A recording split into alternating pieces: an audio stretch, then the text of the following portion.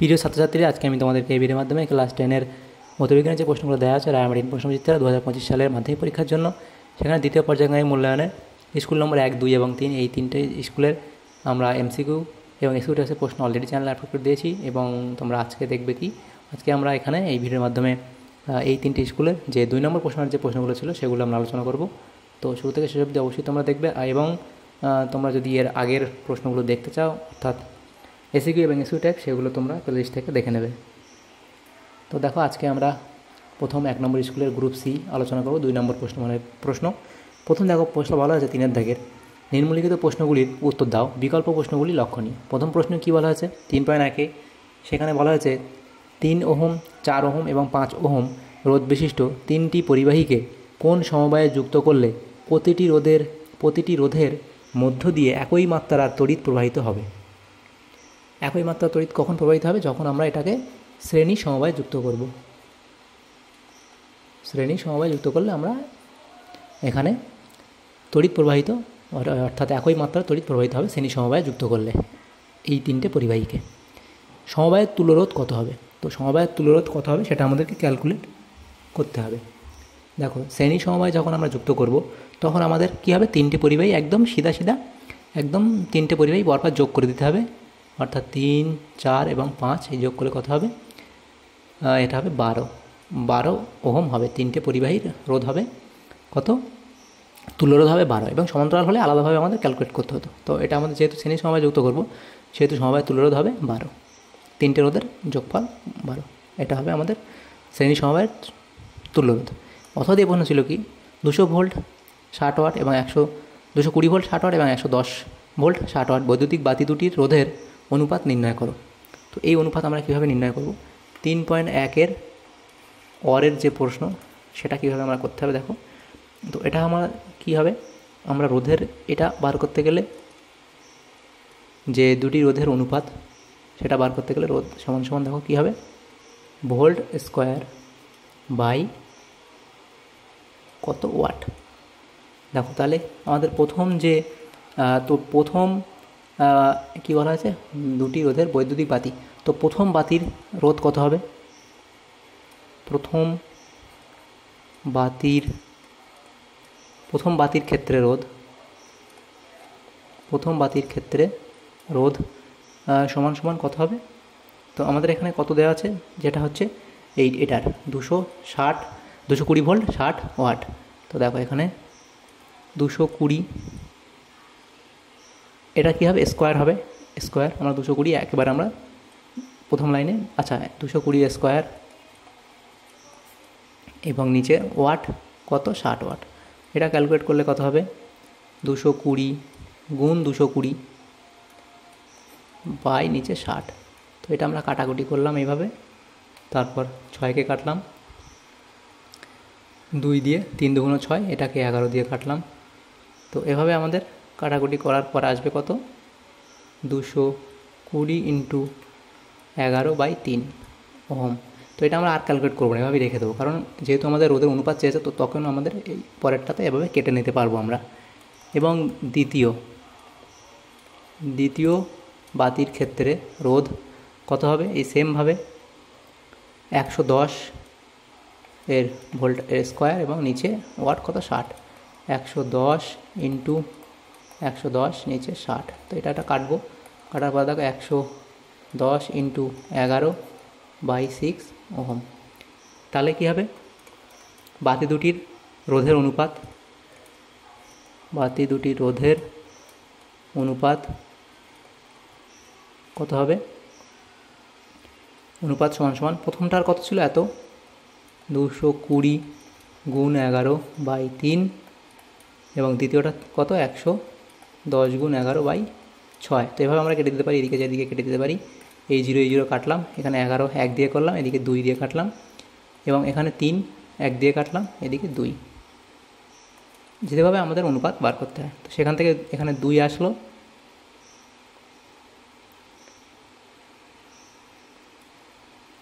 অর্থাৎ এদিকে দেখো এই যে কণাকণি গুণ হবে আমাদের 2 2 4 ইস্টু এখানে কী আছে 1, এদিকে আছে 1, তাহলে আমাদের টোটাল হবে কত, 4:1। ওদের অনুপাত কত হবে, 4:1। তাহলে আমাদের ওদের অনুপাত কত হবে 4:1। তো এইভাবে আমাদের এই অঙ্কটা করতে হবে। এর পরের প্রশ্ন দেখো 3.2, সেখানে কী বলা হয়েছে, নাইট্রোলিম কি এর একটি ব্যবহার লেখো। তো এই নাইট্রোলিম কি, এটা এখানে লেখা আছে 1100 ডিগ্রি সেন্টিগ্রেড তাপমাত্রায় উত্তপ্ত ক্যালসিয়াম কার্বাইডের ওপর দিয়ে নাইট্রোজেন গ্যাস চালনা করলে বিক্রিয়ার ফলে ক্যালসিয়াম সায়ানামাইড ও কার্বনের ধূসর বাদামি বর্ণের মিশ্রণ উৎপন্ন হয়। এই ধূসর বর্ণের কঠিন মিশ্রণকে নাইট্রোলিম বলে। এবং কি বলা আছে দেখো, নাইট্রোলিম হলো একটি এর বাণিজ্যিক নাম এবং এর একটি ব্যবহার।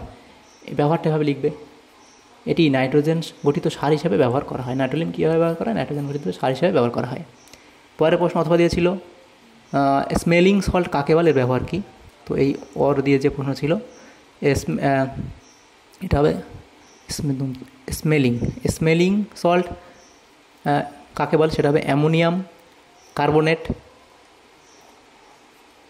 ক্যালসিয়াম হাইড্রোক্সাইড, অ্যামোনিয়াম কার্বনেট ও ক্যালসিয়াম হাইড্রোক্সাইড এর মিশ্রণকে বলে স্মেলিং সল্ট। এটি সংজ্ঞাহীন ব্যক্তির সংজ্ঞা ফেরানোর জন্য ব্যবহৃত হয়। তো এই ব্যবহারটা এখানে লিখে দিলাম। পরের প্রশ্ন, খোলা বাতাসে রাখলে তামার তৈরি পাত্রের ওপর সবুজ ছোপ পড়ে কেন। তো এটা 3.3 দাগের প্রশ্ন। তামার ক্ষয় আর্দ্র বায়ুর সংস্পর্শে দীর্ঘদিন, তামা ও তামার সংকর ধাতু নির্মিত বস্তু রাখলে, এটা তামার ক্ষয় আর্দ্র বায়ুর সংস্পর্শে দীর্ঘদিন তামা বা তামার সংকর ধাতু নির্মিত বস্তু রাখলে প্রথমে বস্তুটির উপর কিউপ্রিক অক্সাইডের শুষ্ক আস্তরণ পরে অক্সাইডের আস্তরণটি বায়ুর অক্সিজেন, কার্বন ডাই অক্সাইড ও জলীয় বাষ্পের সঙ্গে বিক্রিয়ায় সবুজ বর্ণের ক্ষারকীয় কপার কার্বনেটে পরিণত হয়, ফলে সেটির আস্তরণটি সবুজ বর্ণ ধারণ করে। এভাবে লিখবে। এরপরে দেখো, তো এই তামার ক্ষয় এটা তুমি নাও লিখতে পারো, এখান থেকে লিখলেও হবে। নেক্সট দেখো যে প্রশ্নটা ছিল সেটা হচ্ছে কি, অথবা দিয়ে প্রশ্ন ছিল CuSO4 এর জলীয় দ্রবণে এক টুকরো জিঙ্ক যোগ করলে কি হয়, ইলেকট্রনীয় তত্ত্বের সাহায্যে দেখাও যে এটি একটি জারণ বিজারণ বিক্রিয়া। তো এটা আমরা কীভাবে করব, অথবা দিয়ে যে প্রশ্নটা ছিল 3.3 দাগের প্রশ্ন, অথবা দিয়েছিল। তো সেটা কীভাবে হবে দেখো, CuSO4 প্লাস জিঙ্ক, সেখান থেকে আমাদের কি তৈরি হবে, ZnSO4 প্লাস Cu। তো দেখো এই Zn এখান থেকে এখানে হচ্ছে এটা কি জারণ, তো সমস্যা হচ্ছে লেখার এখানে, তো এটা বুঝে নিও জারণ। এবং এখানে দেখো কি হয়েছে, এটা CuSO4টাকে কী হয়েছে, এখানে এটা কি হয়েছে, বিজারণ হয়েছে। এবং এটা তো আমাদের লিখতে হবে, দেখো Zn থেকে Zn2 প্লাস 2 দুটো ইলেকট্রন এবং Cu2 প্লাস, সেখান থেকে Cu প্লাস 2e। তো এইভাবে তোমাদেরকে লিখতে হবে এটা। তাহলে এটা হয়ে গেল। এখানে এই যে প্রশ্নগুলো ছিল প্রথম স্কুলে, সেগুলো আমরা করে নিলাম 1 নম্বর স্কুলের। তারপর দেখো দ্বিতীয় যে স্কুল ছিল গ্রুপ সিতে, সেখানে যে বলা ছিল, দেখো প্রথম প্রশ্ন, নিম্নলিখিত প্রশ্নগুলি উত্তর দাও, বিকল্প প্রশ্নগুলি লক্ষণীয়। প্রথম প্রশ্ন, বৈদ্যুতিক হিটারে নাইক্রোম তার ব্যবহার করা হয় কেন। দেখো নাইক্রোম হলো নিকেল, ক্রোমিয়াম ও লোহার সংকর ধাতু, যা বৈদ্যুতিক হিটারে ব্যবহার করা হয়। এর কারণ কি, এই যে 3টে কারণ তোমরা লিখে দেবে। অথবা দিয়ে প্রশ্ন ছিল, ভাস্বর ল্যাম্প শক্তি সাশ্রয়কারী হিসাবে উপযুক্ত নয় কেন। ভাস্বর ল্যাম্পের পরিবর্তে CFL বা LED ব্যবহারের কারণ, সেখানে এটা লিখবে, ভাস্বর ল্যাম্পের মধ্য দিয়ে তড়িৎ প্রবাহ হলে ভাস্বর ল্যাম্পের মধ্যে থাকা উচ্চ রোধ বিশিষ্ট টাংস্টেন ফিলামেন্টটি শ্বেততপ্ত হয়ে আলোক বিকিরণ করে, কিন্তু এক্ষেত্রে সরবরাহিত তড়িৎ শক্তির প্রায় 98% তাপশক্তি রূপান্তরিত হয়ে নষ্ট হয়, সেই জন্য ভাস্বর ল্যাম্প তড়িৎ শক্তি সাশ্রয়কারী নয়, এটা লিখবে। আচ্ছা, নেক্সট প্রশ্ন ছিল কি, অলমরাজ কি এর একটি ব্যবহার লেখো। অলমরাজ 3 আয়তন গাঢ় HCl হাইড্রোক্লোরিক অ্যাসিডের সঙ্গে 1 আয়তন HNO3 নাইট্রিক অ্যাসিড এর মিশ্রণ অলমরাজ বা অ্যাকোয়ারিজিয়া বলে। এদের বিক্রিয়ায় উৎপন্ন জায়মান ক্লোরিনের উপস্থিতির জন্য অলমরাজ রাসায়নিকভাবে খুব সক্রিয় হয়। তো এর যে ইকুয়েশান HNO3 3HCl, সেখান থেকে NOCl এবং 2Cl প্লাস 2H2O, এভাবে দেখো জায়মান ক্লোরিন এটা এটা কী কাজে ব্যবহার করা হয়? নিচে লেখা আছে সোনা, প্ল্যাটিনাম, এটা ইরিডিয়াম প্রভৃতি ধাতু প্রভৃতি বড় ধাতুগুলিকে দ্রবীভূত করতে অম্লজার ব্যবহৃত হয়, ও নিকেল, কোবাল্ট, মার্কার ইত্যাদি ধাতুর অদ্রাব্য সালফাইড লবণ দ্রবীভূত করতে ব্যবহৃত হয় এটা। তো এর ব্যবহার এখানে লিখে দেওয়া হলো নিচে। তারপরের প্রশ্ন দেখো কী বলা আছে। কথা দিয়েছিল H2S গ্যাসকে CuNO3 দ্রবণের মধ্য দিয়ে চালনা করলে বর্ণের কী পরিবর্তন হয়? রাসায়নিক বিক্রিয়া সহ লেখো। দেখো, নীল বর্ণের কিউপ্রিক নাইট্রেট দ্রবণের মধ্য দিয়ে H2S গ্যাস চালনা করলে কালো বর্ণের কিউপ্রিক সালফাইড অধক্ষিপ্ত হয় এবং দ্রবণে HNO3 উৎপন্ন হয়, ফলে দ্রবণটি বর্ণহীন হয়ে যায়। এবং এর যে ইকুয়েশন সেটা এখানে দেওয়া আছে, তোমরা এখান থেকে লিখে নেবে। প্রথম প্রশ্ন দেখো, পরের প্রশ্ন, সব আকরিকই খনিজ কিন্তু সব খনিজ আকরিক নয়, ব্যাখ্যা করো। এখান থেকে এটা পুরো তোমরা ডিটেলস লিখে দেবে। তো পরের প্রশ্ন দেখো কী বলা হয়েছে। অথবা দিয়ে প্রশ্ন ছিল, ক্ষারীয় ধাতুগুলিকে কার্বন বিজারণ পদ্ধতি নিষ্কাশন করা যায় না কেন? 1 নম্বর এটা লিখবে, সোডিয়াম, ক্যালসিয়াম, অ্যালুমিনিয়াম ধাতুগুলি তীব্র তড়িৎ ধনাত্মক এবং অত্যন্ত সক্রিয়। এই সমস্ত ধাতুগুলির তড়িৎ ঋণাত্মক মৌল অক্সিজেনের প্রতি তীব্র আসক্তি থাকায় ধাতুগুলির অক্সাইড যৌগগুলি অত্যন্ত সুস্থিত প্রকৃতির হয়, তাই কার্বন দ্বারা এই সমস্ত ধাতব অক্সাইডগুলিকে বিজারিত করে ধাতুমুক্ত করা যায় না। দ্বিতীয় লিখবে পয়েন্ট, এছাড়া কোনো কোনো ধাতুর অক্সাইড উচ্চ উষ্ণতায় কার্বনের সঙ্গে বিক্রিয়া করে এটা হবে কার্বাইড যৌগ গঠন করে। এই সকল কারণে সোডিয়াম, ক্যালসিয়াম, অ্যালুমিনিয়াম প্রভৃতি তীব্র তড়িৎ ধনাত্মক ধাতুকে কার্বন বিজারণ পদ্ধতিতে নিষ্কাশন করা যায় না। তাহলে এইখানে দেখো আমাদের এই 2 নম্বর স্কুলে যে প্রশ্নগুলো ছিল সেগুলো হয়ে গেল। তারপর দেখো 3 নম্বর স্কুল, সেখানে যেটা বলা আছে এখানে দেখো বলা আছে গ্রুপ সি। প্রথম প্রশ্ন 3 দাগের 1 3 পিন প্লাগে ব্যবহৃত 3টি তারের অন্তরকের আবরণের প্রচলিত বর্ণগুলি কী কী? তো প্রথম দেখো লাইভ তার, সেটা হচ্ছে বাদামি। নিউট্রাল তার, এটা হচ্ছে হালকা নীল। আর্থিন তার, এটা হলো সবুজ বা হলুদ। এটা কিন্তু আন্তর্জাতিক এখন বর্তমানে যেটা প্রচলিত। তো তারপরে প্রশ্ন দেখো, এখানে অথবা দেওয়া ছিল ফ্লেমিংয়ের ডাঙাস্ত নিয়মটি লেখো। ফ্লেমিংয়ের ডাঙাস্ত নিয়ম এটা দেওয়া আছে, এটা তোমরা লিখে দেবে।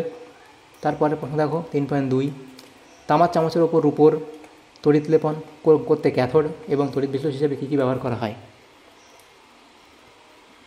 দেখো, তামা চামচের ওপর রূপোর তড়িৎ লেপন করতে ক্যাথোড হিসাবে কী ব্যবহার করা হয়? ক্যাথোড হিসাবে এখানে তামা ব্যবহার করা হয়। এবং তড়িৎ বিশ্লেষক হিসাবে কী কী ব্যবহৃত হয়? তড়িৎ বিশ্লেষক হিসাবে কী ব্যবহার করা হয়? Potassium argento cyanide. Potassium argento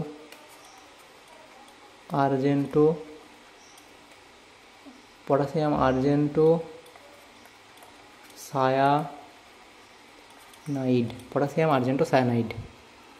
next প্রশ্ন, নাইট্রোলিয়াম কি, এটি কী কাজে ব্যবহার করা হয় সেটা এখানে দেওয়া আছে, লিখবে অবধি। ব্যবহারও শেষে দেওয়া আছে, এটা ব্যবহার। পরের প্রশ্ন, অ্যালুমিনিয়াম পাতে মোড়া আচার বা চাটনি খাওয়া উচিত নয় কেন? এটা লিখবে 3.3 দাগের প্রশ্ন, এটা উত্তর। আচার বা চাটনি জাতীয় খাবারে ভিনিগার মেশানো হয়। ভিনিগারের মুখ্য উপাদান অ্যাসিটিক অ্যাসিড CH3COOH অ্যাসিড নামক একটি জৈব অ্যাসিড।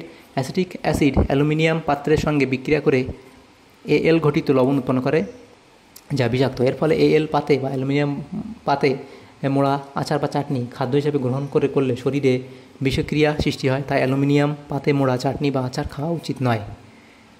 কথা দিয়ে প্রশ্ন ছিল, শেরার ডাইজেশন কাকে বলে? শেরার ডাইজেশন ছোটোখাটো লৌহ নির্মিত দ্রব্যকে মরিচা পড়ার হাত থেকে রক্ষা করার জন্য এই সমস্ত বস্তুকে, দেখো এই মিশ্রণে জিঙ্ক ধূলি নামে পরিচিত এই মিশ্রণ Zn+ZnO এই মিশ্রণের মধ্যে রেখে অথবা লোহার দ্রব্যের উপর ভালো করে জিঙ্ক ধূলি মিশিয়ে অশুদ্ধ চুল্লির মধ্যে উচ্চ উষ্ণতায় উত্তপ্ত করলে লোহার দ্রব্যের ওপর পাতলা জিঙ্কের আস্তরণ পড়ে। এই পদ্ধতিকে শেরার ডাইজেশন বলা হয়। এই পদ্ধতিতে দস্তালিপ্ত বল্টু, স্র, কবজ ইত্যাদি তৈরি করা হয়। তাহলে দেখো এটা শেরার ডাইজেশন কি, এটা আমরা এখান থেকে লিখে দেবো। তাহলে আমাদের 3 নম্বর যে স্কুলে যে প্রশ্নগুলো ছিল সেগুলো আলোচনা করলাম। তাহলে আমরা আজকে 1 নম্বর, 2 নম্বর এবং 3 নম্বর এই 3টে স্কুলের যে 2 নম্বর প্রশ্নগুলো ছিল অর্থাৎ গ্রুপ সি, সেই প্রশ্নগুলো আলোচনা করলাম। যদি তোমাদের সামান্য উপকারের সাথে ভিডিওটা অবশ্যই লাইক করবে। Thank you, thanks for watching.